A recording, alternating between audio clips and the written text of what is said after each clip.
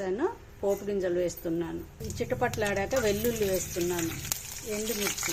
ఇవి ఇలా ఫ్రై అయ్యాక ఉల్లి ముక్కలు, పచ్చిమిర్చి, కరివేపాకు వేసాను. అల్లం వెల్లుల్లి పేస్ట్, పసుపు, కొద్దిగా ఇంగువ వేస్తున్నాను. గ్రైండ్ చేసిన పప్పు వేసేస్తున్నాను. దీన్ని కలిపేసి ఒక 2 నిమిషాలు స్టవ్ మీద ఉడికించాలి. స్టవ్ ఫ్లేమ్ హైలో పెట్టాను. స్టవ్ ఆఫ్ చేస్తున్నాను. పప్పుని కుక్కర్లో వేస్తున్నాను. స్టవ్ వెలిగించి కుక్కర్ని పెట్టేసాను. చింతపండు రసాన్ని మిక్సీ జార్లో పోసాను. పప్పులో పోసేస్తున్నాను. కొద్దిగా కరివేపాకు, పచ్చిమిర్చి, ఉల్లి ముక్కలు పచ్చివి వేసేస్తున్నాను.